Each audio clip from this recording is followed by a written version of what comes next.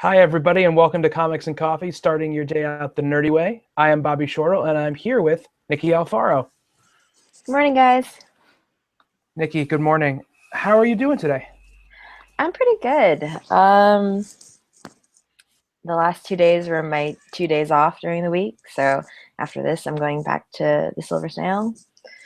Um, Nothing to complain about. How is the job going, Nikki? It's really good. Get to talk about comics all day. Um, Tuesdays, I get to pick out my comics, and I get to have first pick of the variant issues, so that's really good. The only time I get variants is because we don't pay extra for them. So Hmm. that's always nice. Yeah, absolutely, absolutely. So, obviously, Ant-Man is opening today. Uh, they had some, pre-screenings last night and opens wide today. I got to see it last night, and if you're a $25 Patreon member, there's already a review, kind of an early review from me, Bob, and Steve. We recorded it at the little bar at the movie theater right after the movie was over, on my iPhone. So there's that. But and obviously we're gonna be doing our full review on the show this week. That'll be up on Wednesday. But Nikki, you got to see it as well, right? Yep. And what did you think? I really enjoyed it. It was really, really fun. I don't know what I expected, um, but I expected that I would laugh a lot, and I did. And I thought it would be cute, and it was. I just, I never thought I'd be so attached to insects, but those ants are cute, man. Yeah, I mean, my overall impressions, just very, very broadly, are that I really enjoyed it, and I thought it was, like you said, a ton of fun. I laughed a lot, and I think the performances were pretty great across the board. Do you have any favorite moments, Nikki? Not spoilery, Um, obviously. there's a fight scene that you don't expect. That was great. Yes, that was great. Um, Being as vague as possible. Hmm. Um, and I guess the family moments too. I really enjoyed.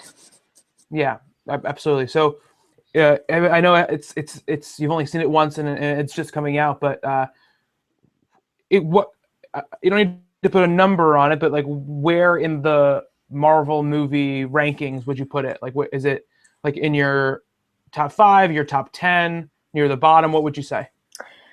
I think I'd put it higher. I don't know if it'd be in the top five necessarily. I need to watch it again, but it's Hmm. definitely higher on my scale just because, unlike the more recent films, I went into it totally surprised, or like I didn't really go looking for any spoilers, or I didn't like the trailers didn't really spoil me too much, I guess, Hmm. which is really Right. nice. But I'd have to watch it again to really put it on a like a numbered scale. Yeah, absolutely. And I think that last night, like as soon as we got out of the movie, Steve tweeted that we had seen it, and then somebody already asked him immediately, like, where does it rank? Like, put a number on it for your Marvel movies, and it's tough because you have to watch. I've seen most of those movies multiple times, so it's tough to rank something after the first watch or something Mhm. like that. But yeah, I'm looking forward to seeing it again and looking forward to talking about it in depth because I think there's some cool stuff there. And uh, I will say this, if you're waiting for Marvel to stumble, uh, and obviously it's all subjective, and if you don't like the movie, you don't like the movie. But if you're waiting for Marvel to stumble in any sort of like overall real way, then this is not the time where that's going to happen.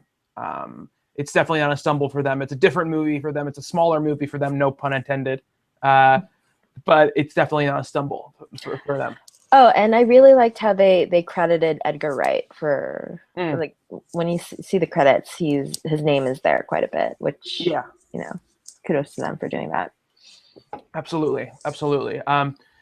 So yesterday too, they released Entertainment Weekly has done a cover story on X-Men: Age of Apocalypse, and they released some behind the scenes, I mean not all behind the scenes, some production stills from the movie.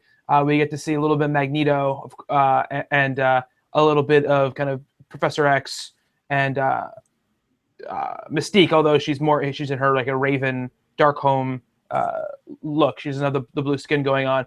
But the big thing, right, is we get to see there's one shot. The shot that's kind of, I guess, lit up the internet for several reasons is a shot of Storm, Apocalypse, and Psylocke, which one of those characters we've seen in iteration before. The other two, obviously, we've never seen in the movies.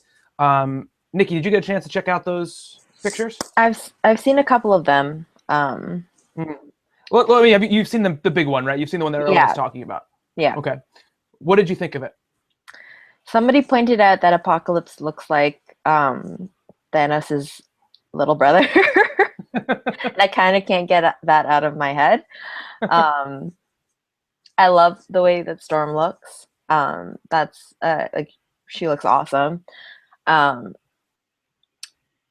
Psylocke will always be my problematic favorite character in X-Men. And seeing her, that's not going to change. Like, somebody pointed out that, everybody got kind of an updated look, I guess, but you can see where they kept the classic look.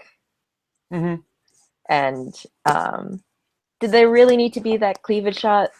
I mean, I will say this. I mean, obviously, it's the old costume, right? The costume before the kind of most recent redesign, which took one of the most like skimpy costumes in comic books and actually gave her something that was functional, right? I believe it was a Chris Anka redesign of the character, right? So, and I totally see that thing. What I will say is that I think that the X-Men movies have always been bad about costumes, and not in an offensive way, just in a let's make everybody look the same. Let's put everybody in black leather or something and just go. And it seems like here they are seemingly adopting a lot more of the comic book iconography than they ever have before.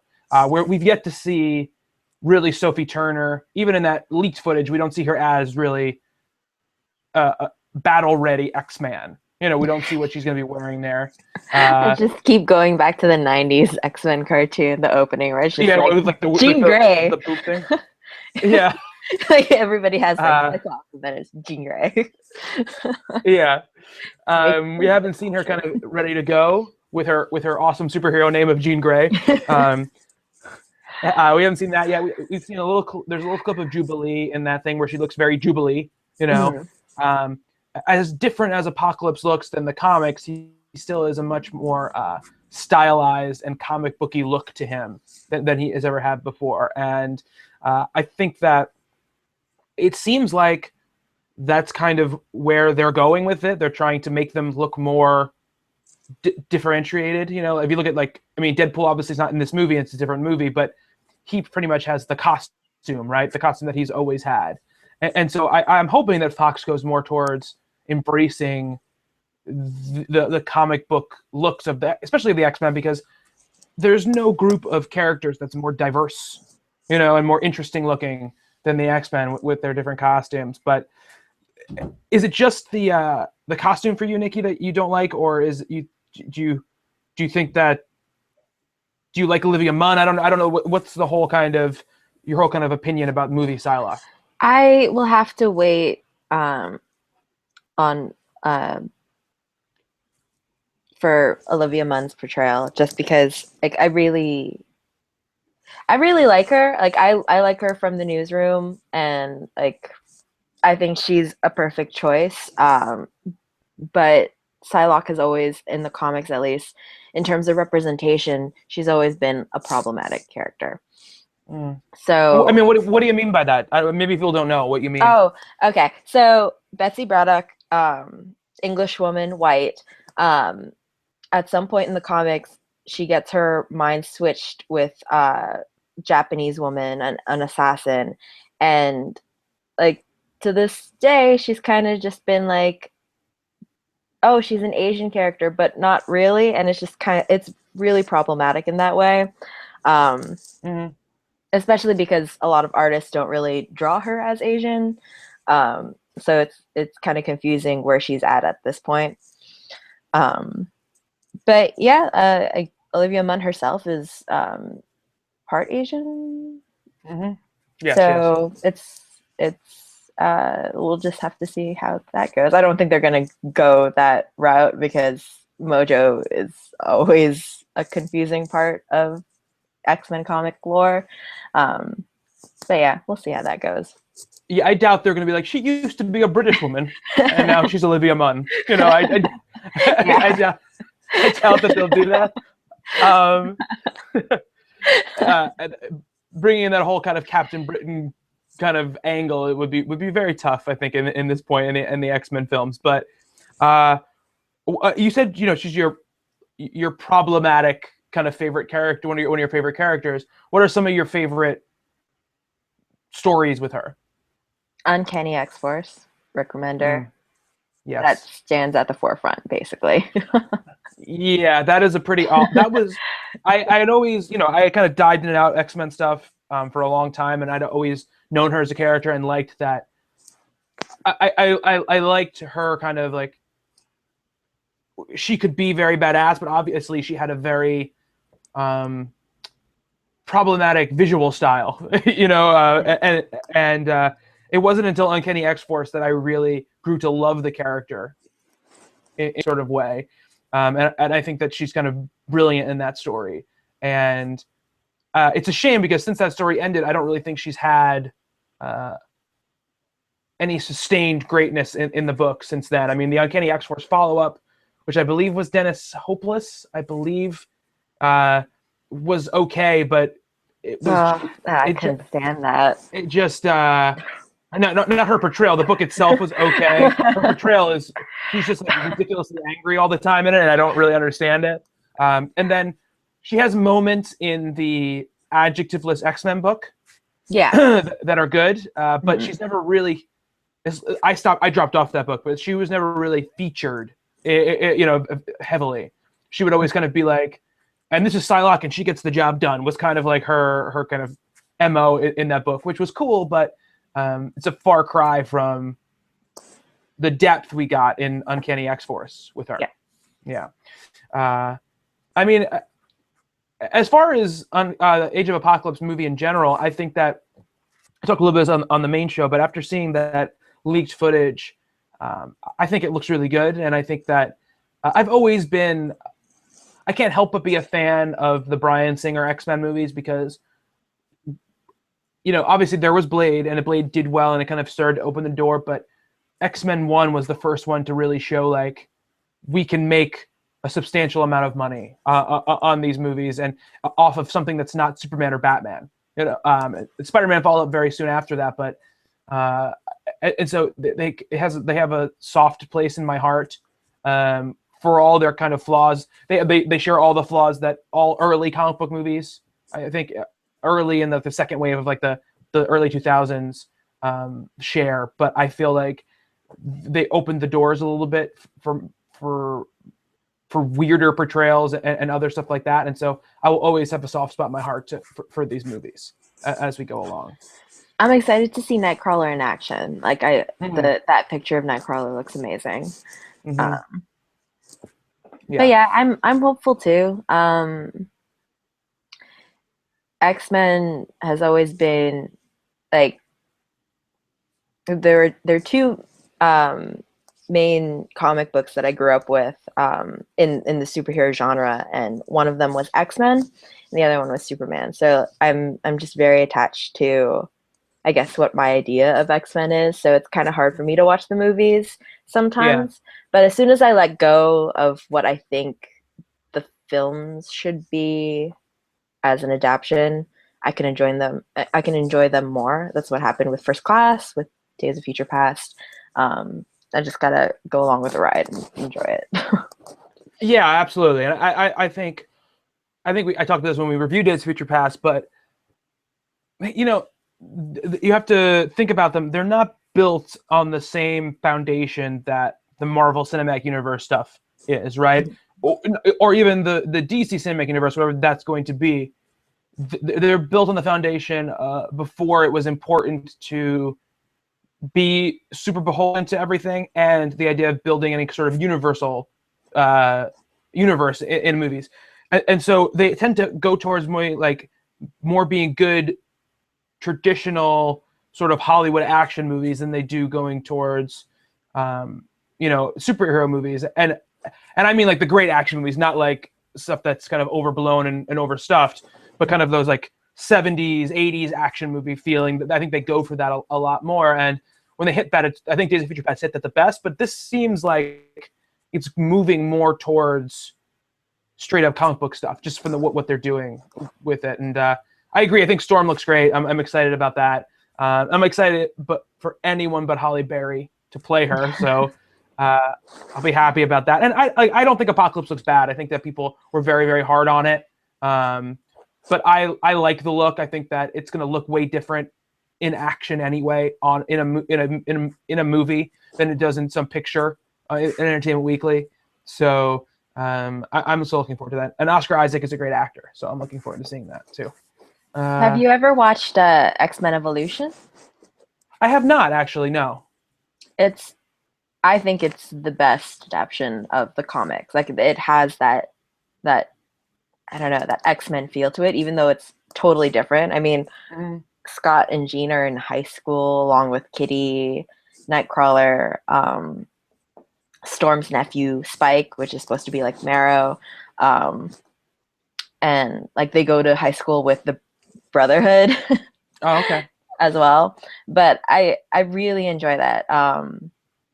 Storm and Wolverine are the teachers, I guess, at the school. So it kind of like automatically removes the love triangle between Scott, Jean, and Wolverine, and it allows their like dynamics to play out a little bit better without that love triangle. Yeah.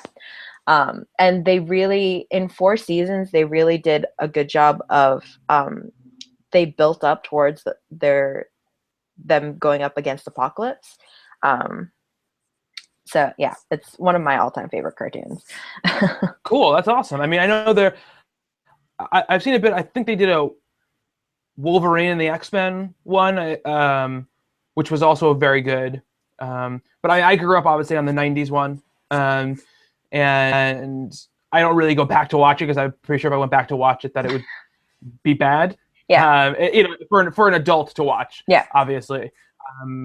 But a lot of my knowledge of X-Men, and I think that it's true for a lot of people like around my age, is that a lot of my attachment to the X-Men came from that cartoon. Yeah. And I knew a lot about the stories and the characters based on that. And it's funny because I have a huge bias against Jubilee because of that show, because she was so unbearable in the 90s cartoon that it's taken really just in the last few years for me to actually think of her as like a legitimate good character, which I think is funny because it gave me a lot of good stuff, but it also gave me that where I was like, oh, Jubilee, she just is annoying and throws fireworks at people. Like that's all I would think of her as. So I think at the same time I was watching it, I was also reading little digests of Claremont's X-Men and the ones where Kitty was in it. So at the same time I was watching the 90s X-Men cartoon, I was just like, where's this character? She's awesome. Yeah, that was weird, right? You get Jubilee instead, not Kitty Pryde. Yeah, that's weird. I never even thought of that, why Kitty wasn't in the show in that way. She eventually is in the show, though, isn't she? Because I thought I remembered Lockheed being on the show at some point. But I don't actually remember. I haven't gone back to rewatch it. I have gone back to rewatch X-Men Evolution, and it does hold up. It's all on Netflix, I think, right? Or it used to be at least. I don't know if it still I is, don't but it used to be all know. on Netflix. I don't Yeah. know. I have it all on DVD, so you can watch it. I'm gonna look it up while we're recording. So, did you read any books yet this week? Um, yes, I've read Siege #1, which I'm reviewing for Talking And Comics. how was? I really enjoyed it. It was one of the books I was looking forward to most out of Secret Wars, and so far everything about the book, even though uh, what's the artist name? Felipe. Felipe Andrade. Yeah, I wasn't the biggest fan of his art in Captain Marvel, but it works really well here, and his splash pages are amazing. Um, but yeah, Abigail Brand is awesome, and you get a lot more depth to it than you would think, I guess. That's all I'm gonna say. Well, No that's cool. spoilers. So Uh, it's called Siege, but it's really more of like a. It's sort of like a sequel to like Sword, right? More than it is, I think, to Siege. I just kind Uh, of think it's basically Jon Snow and the Night's Watch, but on Battle World. yeah, That's it. yeah, right. But yeah, that was Anything else? good. What else did I read? That's not good. Can't remember it. Black Canary. There we go. Oh, I how read was that? Black Canary so long ago because Brendan sent me like a review copy. So Mm.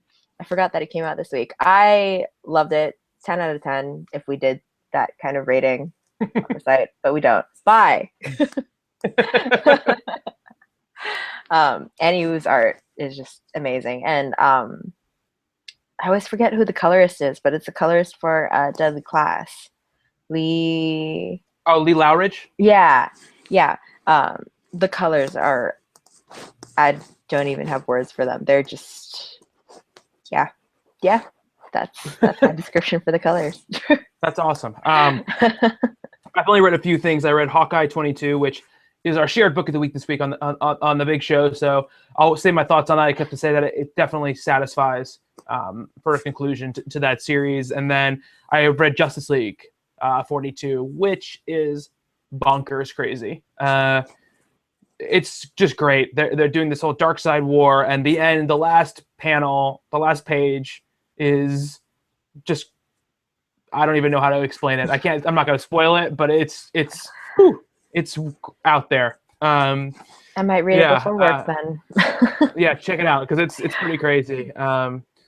Also, I mean, really quick, we're not. I don't want to. The other thing that I took away from this past week was Grant Morrison did an interview with the Nerdist, and he talked about his Wonder Woman Earth One book, and it's got me pretty excited about it. The things he was saying, he did say that they redesigned the plane so it looked like a vagina, which I thought was, yep, was pretty crazy. But he said that about the fact that he said that in the story he made sure to get rid of all kind of like phallic imagery in the story. He like removed it all, the kind of stuff you'd normally see.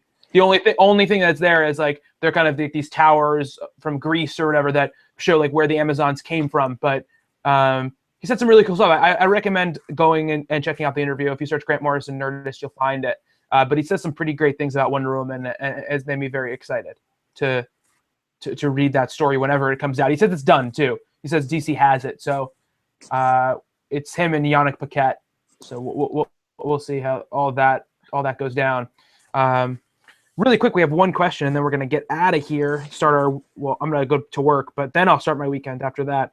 How important, this is from Brad Pinder, is at the Brad Pinder. How important is continuity in the comics universe you read? Do all books need to connect, or do you prefer independence? What do you say, Nikki?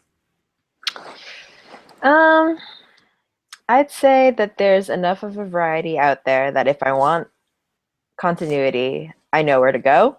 And if I want independent stuff, I know exactly where to go. Image, cough, cough. But yeah, it really depends. In terms of superhero comics, I do enjoy continuity. But I also I also really, really love what if stories or Elseworld stories. So, um, I don't know, it just depends on what I feel like reading on a day-to-day basis, week to week. Yeah, I mean, I think that I like continuity. I like big universes, and I like the idea of things being connected. I I I don't like the idea of things though being so beholden to continuity and to ongoing stories in other books and other places that they don't get to tell good stories of their own. And so I think that it's a double-edged sword in that way. You know, it really, really is. Uh, so you kind of have to balance the two things between each other. I'm a big fan of continuity within the same title, within the same run. You know, so like Scott Snyder's been doing Batman for 3.5 years. Like, I like the idea that he can play within his own story wherever he wants. You know, so the Court of Owls stuff can come up again, or the stuff that was in Death of the Family came back at Endgame, stuff like that. I like that idea a lot. And so I love continuity in that way, and I love things paying off. You know, where you because you invested as a reader in knowing what's going on, you get paid off with like, oh my god, this thing happened and it meant this back in a year ago or whatever. That stuff's all really cool. But like you said, Nikki, there's so many options. Like I if I don't want a continuity, I'll go to Image, you know, or I'll go to Dark Horse or whatever, and I'll find books that don't have continuity, that just live within themselves and do their own thing.